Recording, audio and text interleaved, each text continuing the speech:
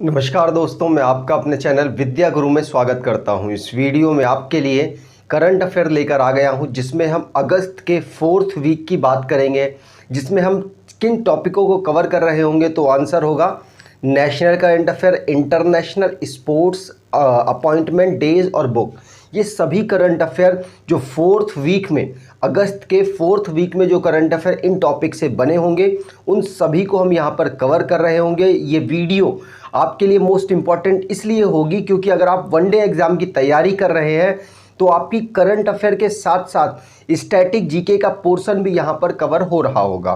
तो उम्मीद है आप इसको पूरा देखेंगे, जिससे कि आपको बेनिफिट मिलेगा। अगर आप इस चैनल पर पहली बार आए हैं तो चैनल को सब्सक्राइब कर लीजिएगा। वीडियो अच्छी लगे तो वीडियो लाइक करके ज़रूर जाइएगा। चलिए स्टार्ट करते हैं। सबसे पहले बात करेंगे हम नेशनल करंट अफेयर की। तो नेशनल करंट अफेयर में तो पहला क्वेश्चन यहाँ पर ये है कि कर्नाटका में एक पोस्ट ऑफिस है जिसको इंडिया का पहला 3D प्रिंटेड पोस्ट ऑफिस बना दिया गया। अब पहला जब भी कुछ होता है, चाहे दुनिया में हो चाहे भारत में हो, सभी इंपॉर्टेंट होते हैं। तो यहाँ पर कर्नाटका में पहला पोस्ट ऑफिस ऐसा है जिसको 3D प्रिंटेड बना दिया गया। आप इसकी पीछे तस्वीर देख सकते हैं। यहाँ पर याद रखिएगा, कर्नाटका के बेंगलुरु में ऐसा कार्य हुआ है। भारत की ये पहला ऐसा पोस्ट है जो कि 3D प्रिंटेड बना है। और आपको बता दूं, इसे बनाने में IIT मद्रास ने हेल्प की है ministry of housing and urban affairs की। Ministry of housing and urban affairs कौन संभाल रहे हैं? तो हरदीप पुरी जी के द्वारा संभाला जा रहा है। ठीक है, चलिए आगे बात करें। अगला क्वेश्चन है, प्रधानमंत्री नरेंद्र मोदी जी ने जब भी होमी भाभा का नाम आता है तो ये ना साउथ की तरफ हम मूव करने की कोशिश करते हैं, केरला, तमिलनाडु, कर्नाटका। लेकिन होमी भाभा के नाम से एक हॉस्पिटल का इनॉग्रेशन हुआ, होमी भाभा कैंसर हॉस्पिटल, जो कि मोहाली में इनॉग्रेट किया गया प्रधानमंत्री नरेंद्र मोदी जी के द्वारा। वहाँ के चीफ मिनिस्टर भगवंत मान जी भी अवेलेबल थे।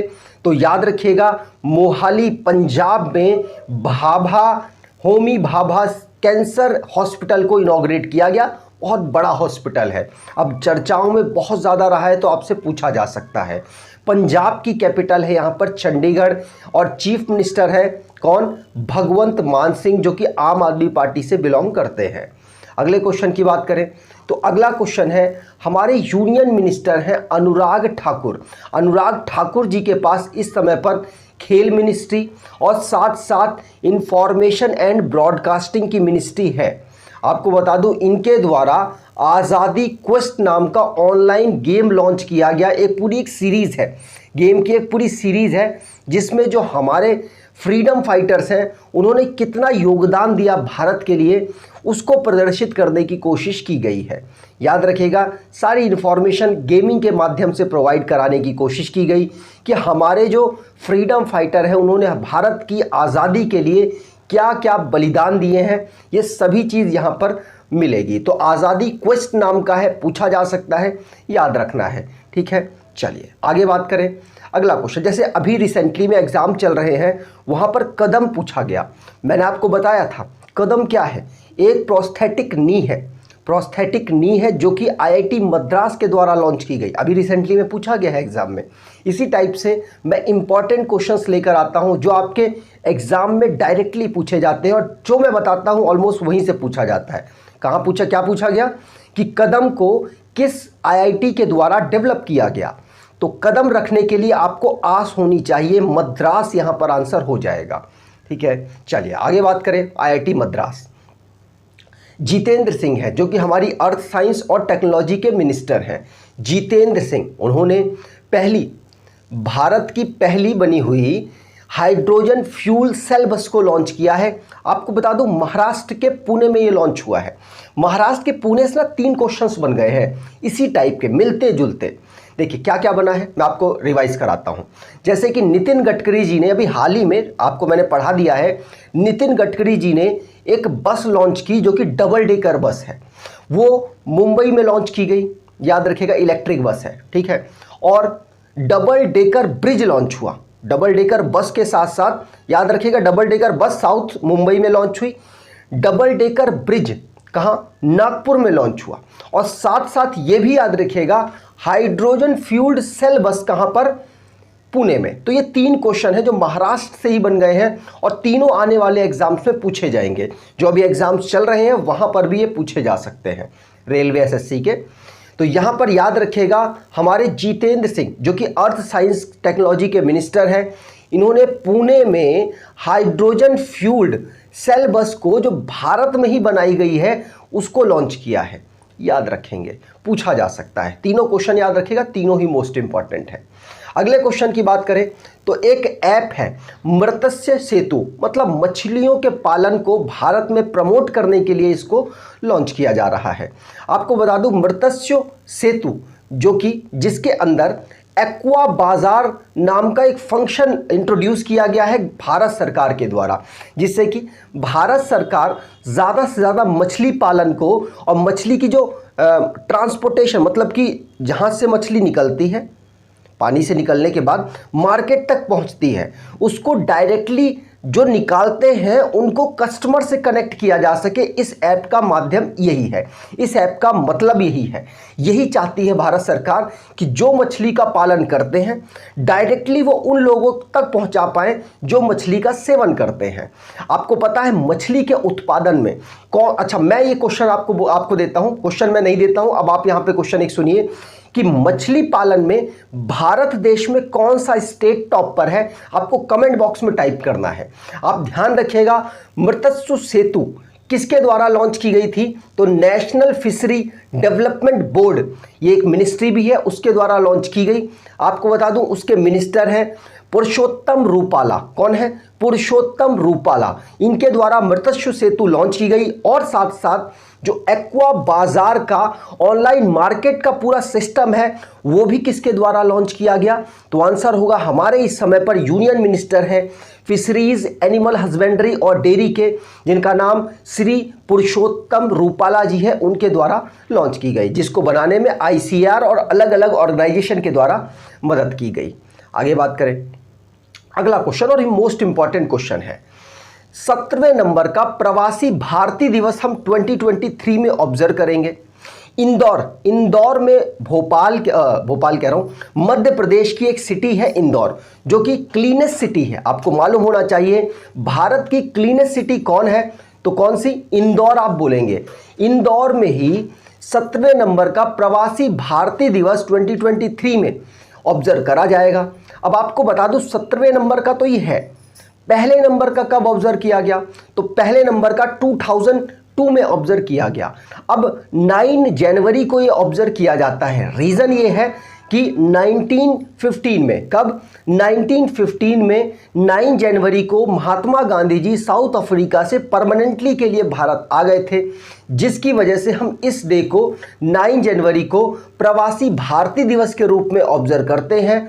और 2023 में हम प्रवासी भारतीय दिवस कहाँ ऑब्जर्व करेंगे, तो इंदौर में ऑब्जर्व करेंगे। उम्मीद है आपको क्लियर होगा, ठीक है। चलिए आगे बात करें।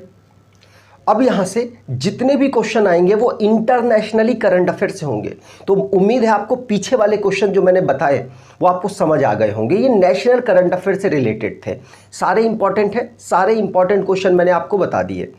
यहाँ पर अब फोर्थ वीक के हैं, ये भी याद रखिएगा। तो अब अगले क्वेश्चन है इंटरनेशनल से। इंटरनेशनल में पहला क्वेश्चन बना है और ये ऑलरेडी बन चुका है, इसका ट्रायल इन्होंने कर दिया था। अब सिंपल सी बात है, कोई और कंट्री रनिंग में है नहीं, कोई और कंट्री इस पर इतने तेज़ी से काम कर नहीं रही, तो सिंपल सी यही कंट्री होगी जो लॉन्च कर देगी ये चीज़। क्या चीज़, देखिए जर्मनी ने हाइड्रोजन पैसेंजर ट्रेन को लॉन्च किया है, पहली हाइड्रोजन पैसेंजर ट्रेन को लॉन्च किया। सबसे पहला ट्रायल भी मैंने आपको बताया था कि जर्मनी के द्वारा ही किया गया। अब जर्मनी ने क्या किया, हाइड्रोजन पैसेंजर ट्रेन को, पहली हाइड्रोजन पैसेंजर ट्रेन को लॉन्च कर दिया। तो याद रखिएगा ये भी दुनिया में पहला हुआ है। अब जब दुनिया में पहला हुआ है तो इंपॉर्टेंट हो जाता है, तो याद रखेंगे जर्मनी के द्वारा वर्ल्ड की पहली हाइड्रोजन पैसेंजर ट्रेन को लॉन्च किया गया। यह आपसे पूछा जा सकता है, याद रखना है।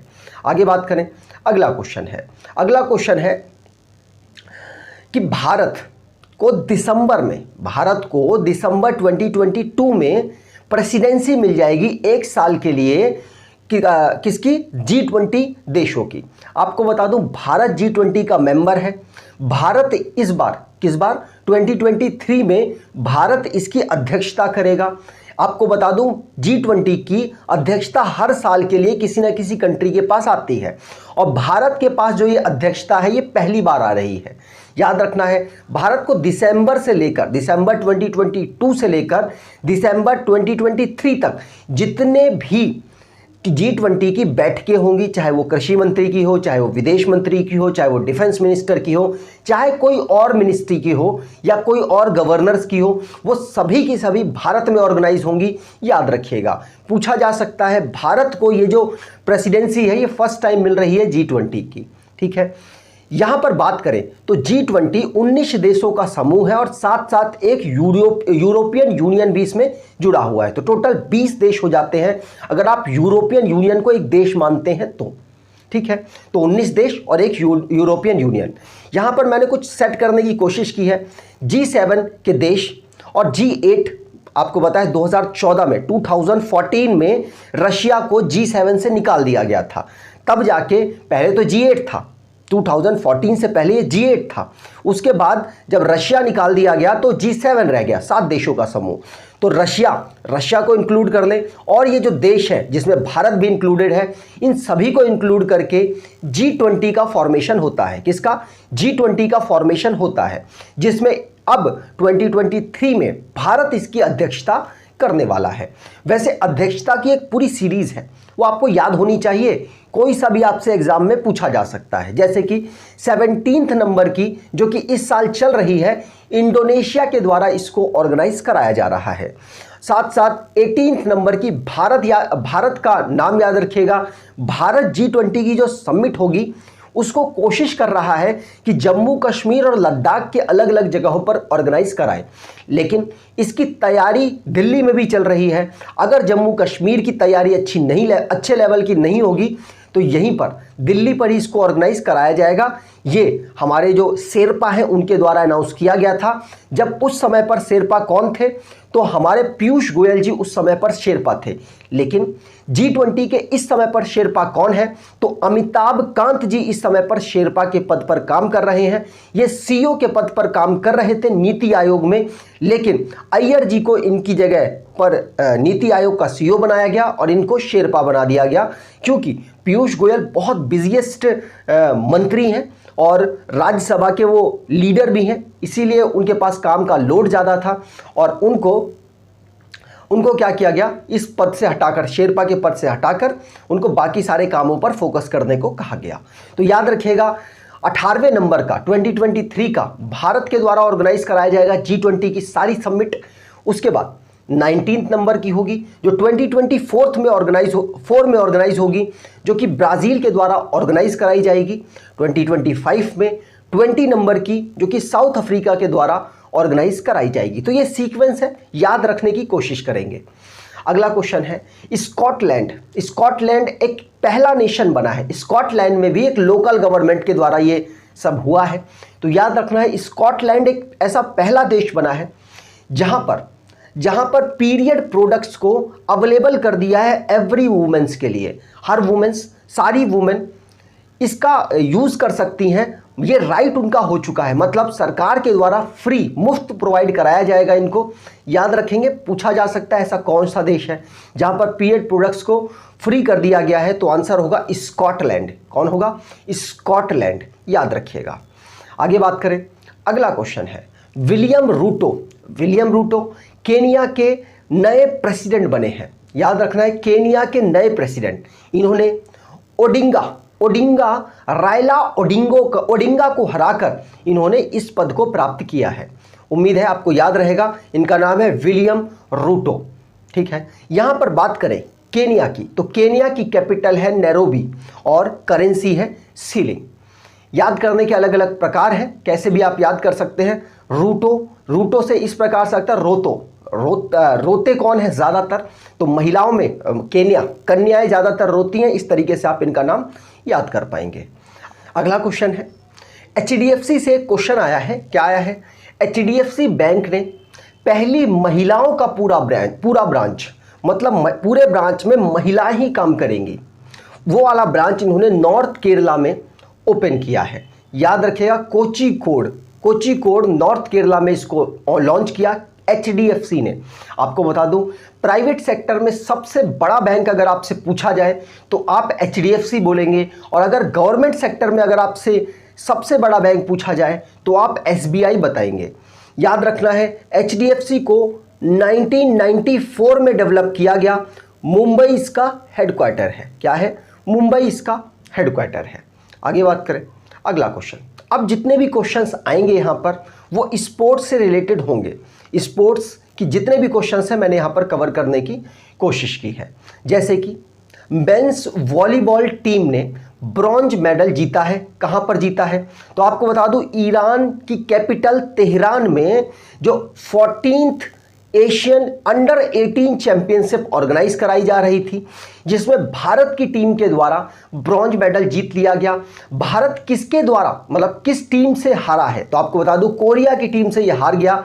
दो तीन की, मतलब 2 कोरिया ने किए और 3 कोरिया ने किए, 2 भारत ने किए। ठीक है, तो यहां पर कोरिया से हारने के बाद भारत ब्रॉन्ज मेडल यहां पर जीता है। आपको बता दूं, कोरिया यहां पर सिल्वर मेडल और जापान यहां पर जीता है क्या? Gold medal. याद रखना है, 14th नंबर का एशियन अंडर 18 चैंपियनशिप, ठीक है, इसमें जापान, कोरिया और भारत सीक्वेंस में मेडल प्राप्त कर चुके हैं, जिसको ईरान में ऑर्गेनाइज कराया गया। अगला क्वेश्चन, अंतिम पंगाल की बात की जाए तो ये हरियाणा से बिलोंग करती हैं। 17 ईयर की एक लड़की हैं जिन्होंने इंडिया के लिए पहली बार अंडर 20 वर्ल्ड चैंपियनशिप रेसलिंग में मेडल दिलाया है, और वो भी कौन सा मेडल है? तो गोल्ड मेडल है। याद रखिएगा, पहली इंडियन वुमेन अभी तक की बनी है। आपसे पूछा जा सकता है कहाँ ऑर्गेनाइज कराया जा रहा था अंडर 20 वर्ल्ड चैंपियनशिप रेसलिंग का? तो आपको बता दो, बुल्गारिया में। कहाँ पर? बुल्गारिया, सोफिया में ये ऑर्गेनाइज कराया जा रहा था।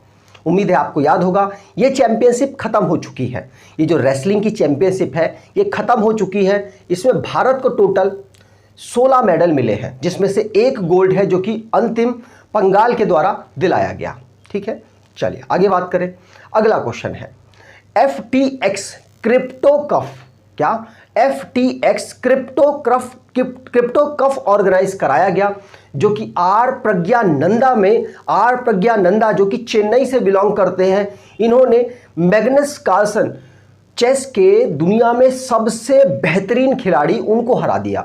अभी इससे पहले क्या हो रहा था? इससे पहले ये हो रहा था कि इन्होंने लगातार, मतलब 2 महीने के अंतराल में ही लगातार इन्होंने मैग्नस कार्लसन को हरा दिया था, लेकिन दोबारा से इन्होंने मैग्नस कार्लसन को FTX क्रिप्टो कप में हरा दिया। याद रखना है, मैग्नस कार्लसन जो कि नॉर्वे के प्लेयर हैं और चेस के दुनिया में बेहतरीन खिलाड़ी हैं, मतलब नंबर 1 प्लेयर हैं। याद रखना है। ठीक है, अगले क्वेश्चन की बात करें। अगला क्वेश्चन है, मनीषा कल्याण, ये फुटबॉल खेलती हैं और पंजाब से बिलोंग करती हैं। आपको बता दूं, ये फुटबॉल खेलते खेलते दुनिया में अपना नाम कर रही हैं, भारत का नाम कर रही हैं। क्यों? क्योंकि आपको याद रखना है कि मनीषा कल्याण वही हैं जो कि सुनील छेत्री के साथ मिलकर सुनील छेत्री को मिला था player of the year main category में। अगर प्लेयर ऑफ द वुमेन की बात की जाए तो मनीषा कल्याण थी। ठीक है, याद रखना है, ये वही प्लेयर बनी है जो कि यूएफा लीग में पहली भारतीय वुमेन बनी जो कि लीग में खेलने जाएंगी। किस टीम से खेलेंगी? तो याद रखोगे, अपोलोन लेडीज FC की तरफ से ये खेलती हुई नजर आएंगी, जो कि एक यूरोपियन क्लब है। याद रखिएगा, पूछा जा सकता है, मोस्ट इंपॉर्टेंट नाम हो चुका है मनीषा कल्याण का। ठीक है, चलिए आगे बात करें। अगला क्वेश्चन है, बेंगलुरु में फीबा, मतलब बास्केटबॉल का जो पूरा टूर्नामेंट होगा, under 18 women's Asian basketball championship, जो कि बेंगलुरु में ऑर्गेनाइज कराया जाएगा। याद रखिएगा, FIBA under 18 women's Asian basketball championship Bharat के कर्नाटका के कैपिटल बेंगलुरु में ऑर्गेनाइज कराया जाएगा। 5 सितंबर से इसको स्टार्ट किया जाएगा और 11 सितंबर तक ये चलेगा। ठीक ठीक है, चलिए आगे बात करें। अगला क्वेश्चन है, अब यहाँ से जितने भी क्वेश्चंस आएंगे वो अपॉइंटमेंट से रिलेटेड होंगे। अपॉइंटमेंट से रिलेटेड जो क्वेश्चंस हैं उनकी हम यहाँ चर्चा करने वाले हैं। जैसे कि डीआरडीओ के चेयरमैन नए अनाउंस किए गए हैं जिनका नाम है समीर वी कामत। क्या? समीर वी कामत। आप यहाँ देख सकते हैं, बहुत काम पड़ता है। कहाँ पर? बहुत काम पड़ता है डीआरडीओ जैसी ऑर्गेनाइजेशन में। तो डीआरडीओ जैसी ऑर्गेनाइजेशन में किसी ऐसे पर्सन को तो रखा नहीं जा सकता, वहाँ का अध्यक्ष, किसी ऐसे पर्सन को तो बनाया नहीं जा सकता जो कम काम करता हो। इसीलिए वो जो जिसके नाम पर ही कामत हो उसी को बना दीजिए। तो डीआरडीओ के चेयरमैन किसको बनाया गया? कामत को, मतलब समीर वी कामत को। ठीक है, ये जगह किसकी लेंगे? तो ये जगह लेंगे जी सतीश रेड्डी जी की। किसकी? जी सतीश रेड्डी जी की।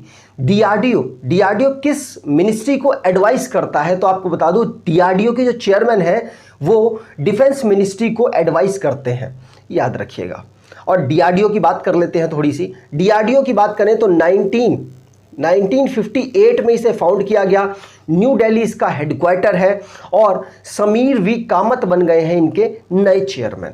आगे बात करें, अगला क्वेश्चन है विक्रम दरईस्वामी। क्या? विक्रम दरईस्वामी, जो कि अभी इससे पहले बांग्लादेश में भारत के उच्चायुक्त थे, हाई कमिश्नर थे। लेकिन बांग्लादेश में अभी हटाकर बांग्लादेश से अब इनको यूके भेज दिया गया है, मतलब यूनाइटेड किंगडम में भारत के अब ये हाई कमिश्नर के रूप में अपॉइंट कर दिए गए हैं। नाम याद रखना है, विक्रम के दरईस्वामी। दरईस्वामी याद रखना है इनका नाम। यहाँ पर याद रखिएगा, ये इससे पहले बांग्लादेश में काम कर रहे थे, ये लिखा हुआ है। ठीक, अगला क्वेश्चन है कि द्रौपदी मुर्मू कौन है? आपको बता दूं, द्रौपदी मुर्मू भारत की 15वें नंबर की 15th नंबर की प्रेसिडेंट है। और इनके बारे में ये जान सकते हैं कि ये भारत की 2nd नंबर की 2nd फीमेल प्रेसिडेंट बनी है। इनसे पहले प्रतिभा पाटिल जी भारत की पहली प्रेसिडेंट बनी थी। ये याद रखने के साथ साथ आप ये याद रखिएगा कि इनके नए सेक्रेटरी बनाए गए हैं जिनका नाम है राजेश वर्मा। क्या नाम है? राजेश वर्मा। आप इनको यहाँ पर देख सकते हैं। तो राजेश वर्मा नए सेक्रेटरी बने हैं हमारी प्रेसिडेंट द्रौपदी मुर्मू जी की। आपको बता दूं, ये उड़ीसा से बिलोंग करते हैं और ये किसकी जगह लेंगे? तो कपिल देव त्रिपाठी जी की ये जगह लेने वाले हैं। किसकी? कपिल देव त्रिपाठी जी की जगह लेने वाले हैं राजेश वर्मा अब नए सेक्रेटरी बन गए हैं प्रेसिडेंट द्रौपदी मुर्मू जी की। ये अलग अलग डिपार्टमेंट में कौन कौन से सेक्रेटरी बने हैं उनकी यहाँ पर थोड़ी सी चर्चा कर लेते हैं, जिससे कि आपका रिवाइज हो जाएगा अगर आपने पढ़ रखा है तो। अगर आपने नहीं पढ़ रखा है तो आपको बेनिफिट ही मिलेगा, और 1-2 बार लिख लेंगे, स्क्रीनशॉट ले लेंगे तो आपको याद भी हो जाएगा। चलिए यहाँ पर बात करें तो प्राइवेट सेक्रेटरी बने हैं प्रधानमंत्री जी के, उनका नाम है विवेक कुमार। क्या नाम है? विवेक कुमार। मेरा तो एक भाई है, उसको मैंने यहाँ पर प्राइवेट बनवा रखा है, तो इसीलिए मेरे को वो याद है। आप भी किसी ना किसी तरीके से लिंक करके याद कर सकते हैं। फॉरेन सेक्रेटरी की बात करें तो अभी हाल ही में हर्षवर्धन जी की जगह इन्होंने ली है, जिनका नाम है विनय मोहन क्वात्रा। क्या नाम है? विनय मोहन क्वात्रा। तो याद रखने की कोशिश कीजिएगा। अगले एडवाइजर के रूप में प्रधानमंत्री जी के बने हैं तरुण कपूर। कौन? तरुण कपूर। तो इन्होंने तुषार कपूर, मैंने याद किया हुआ है, तुषार कपूर मतलब बोल नहीं पाते ना एक फिल्म में, याद है आपको? कौन सी फिल्म है? गोलमाल है शायद, वो गोलमाल में। तो उस तरीके से मैंने लिंक किया हुआ है। प्रधानमंत्री जी के सामने कौन है, क्या एडवाइस देगा? वो खुद ही लोगों को एडवाइस दे देंगे, है ना, इस तरीके से। तो तुषार कपूर, तरुण कपूर, नाम खराब मत कीजिएगा, मैं सिर्फ लिंक कर रहा हूं।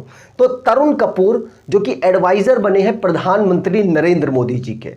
फाइनेंस सेक्रेटरी कौन बने हैं? सोमनाथन। हर सोमवार से, सैटरडे संडे तो आदमी आराम करता है, लेकिन हर सोमवार से फाइनेंस की दिक्कत हो जाती है। मतलब आदमी को फाइनेंस सोचना पड़ता है, आज 100 रुपया खर्च होगा हमारा ट्रैवलिंग में, आज इतना पैसा खर्च होगा हमारा ये, तो सोमवार से सोचना पड़ता है।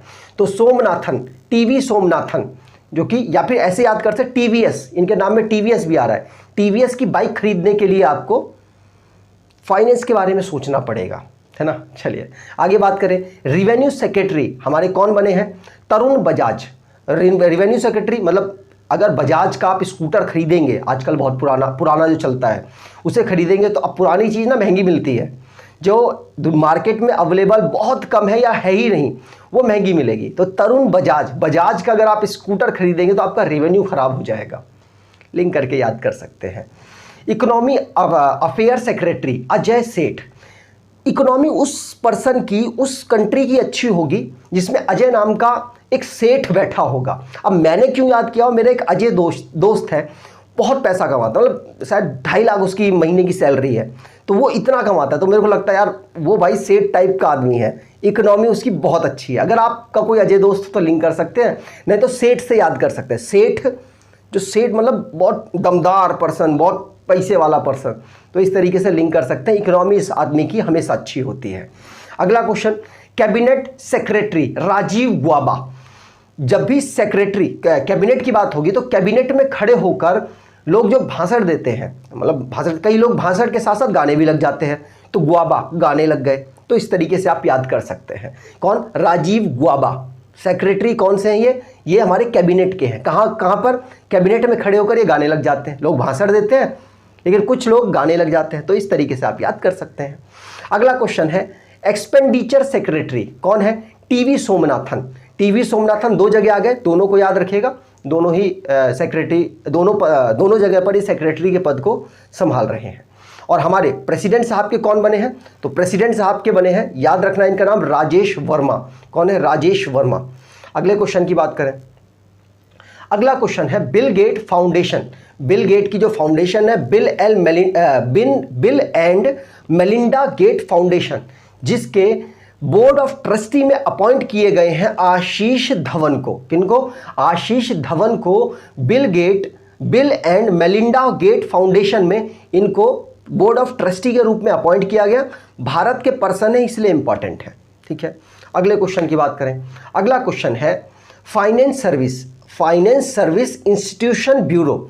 इसके द्वारा सजेस्ट किया गया, जो इसके मतलब चेयरमैन हैं उनके द्वारा सजेस्ट किया गया, जिनका नाम किनका नाम? तो मोहम्मद मुस्तफ़ा का, जो कि नाबार्ड के चेयरमैन के रूप में अब आगे काम करेंगे। नाबार्ड के चेयरमैन के रूप में इस समय पर कौन काम कर रहे हैं? तो गोविंदा राजुलू चिंताला नाबार्ड के चेयरमैन के रूप में काम कर रहे हैं, लेकिन हेड के रूप में काम कर रहे हैं। लेकिन मोहम्मद मुस्तफ़ा को अब नाबार्ड के नए चेयरमैन के रूप में इनको अपॉइंट करने की घोषणा की गई है, मतलब सजेशन दिया गया है।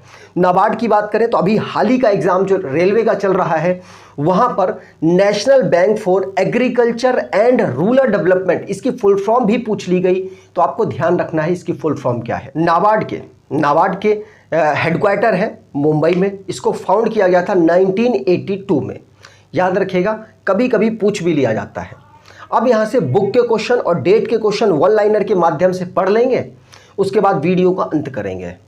जैसे कि बुक की बात करें तो इसी मंथ की सारी बुक ले ली है, ज़्यादा बुक हुई नहीं है, इसीलिए सारी बुक को मैंने यहाँ पर रिवाइज करने की कोशिश कर रहा हूँ। तो उड़ीसा के चीफ मिनिस्टर हैं नवीन पटनायक, जिन्होंने लॉकडाउन लिरिक्स को लॉन्च किया, जो लिखा गया है संजुक्ता दास के द्वारा। किनके द्वारा? संजुक्ता दास के द्वारा लॉकडाउन लिरिक्स। अगली बुक है डेंजरस अर्थ, जो कि एलन प्रेगर के द्वारा लिखा गया, ये बायोलॉजिस्ट है, इनके द्वारा लिखा गया। और इस बुक को याद रखना है, डेंजरस अर्थ पूछी जा सकती है। स्टीफन बार्कर ने lion of the sky Hardit Singh Malik, क्या? Lion of the sky Hardit Singh Malik इनके द्वारा लॉन्च की गई और लिखी गई। अगले क्वेश्चन की बात करें, अगला क्वेश्चन है जूलॉजिकल सर्वे ऑफ इंडिया, जिसका हेडक्वार्टर कोलकाता में है, इसके द्वारा 1000+ बर्ड स्पीसीज पर एक बुक लिखी गई। याद रखिएगा, पूछा जाए कि कौन सी ऑर्गेनाइजेशन ने लिखा है तो कंफ्यूज मत होइएगा। अगली है संध्या शर्मा, जो कि 12-13 साल की लड़की हैं, इनके द्वारा रस्टी स्काई गोल्डन विंड के द्वारा विंड बुक लिखी गई, जो कि यूनियन मिनिस्टर हमारे अर्थ एंड साइंस के हैं, डॉक्टर जितेंद्र सिंह के द्वारा इसे लॉन्च किया गया। अगला क्वेश्चन है एम वेंकैया नायडू जी ने एक बुक लॉन्च की, जिसका नाम है a new India selected writing 2020, 14 और 19, मतलब 14 से 19 तक जो बुक लॉन्च हुई उसमें कुछ बुकों को इन्होंने लॉन्च किया, जो एक नया टाइटल दिया अ न्यू इंडिया। ये किस राजनेता की डेथ एनिवर्सरी में लॉन्च किया गया? तो आपको बता दूं, ये जो हमारे पहले वित्त मिनिस्टर थे, जिनका नाम फाइनेंस मिनिस्ट्री संभाल रहे थे, उनका नाम है अरुण जेटली जी। याद रखिएगा, 24 अगस्त को उनकी डेथ एनिवर्सरी है, उसी के दिन इस बुक को लॉन्च किया गया है। अब यहाँ से हम डेज के क्वेश्चंस की बात करेंगे और आपकी वीडियो का अंत हो जाएगा। इसमें डेज में बात करें तो वर्ल्ड फोटोग्राफी डे हम 19 अगस्त को ऑब्जर्व करते हैं। वर्ल्ड ह्यूमैनिटेरियन डे हम 19 अगस्त को। सद्भावना दिवस हम राजीव गांधी जी के बर्थ एनिवर्सरी में, जो कि 20 अगस्त को पड़ती है, उस दिन ऑब्जर्व करते हैं। अक्षय ऊर्जा दिवस हम रिन्यूएबल एनर्जी डे 20 अगस्त को ही ऑब्जर्व करते हैं। वर्ल्ड मॉस्क्यूटो डे हम 20 अगस्त को, ये 3 डे, कौन सा, एक सद्भावना दिवस, अक्षय ऊर्जा दिवस और वर्ल्ड मॉस्क्यूटो डे हम 20 अगस्त को ऑब्जर्व करते हैं। अगला क्वेश्चन है वर्ल्ड सीनियर सिटीजन्स डे हम 21 अगस्त को ऑब्जर्व करते हैं। वर्ल्ड वाटर वीक, वैसे वर्ल्ड वाटर डे की बात की जाए तो वो हम ऑब्जर्व करते हैं 22 मार्च को। कब? 22 मार्च को।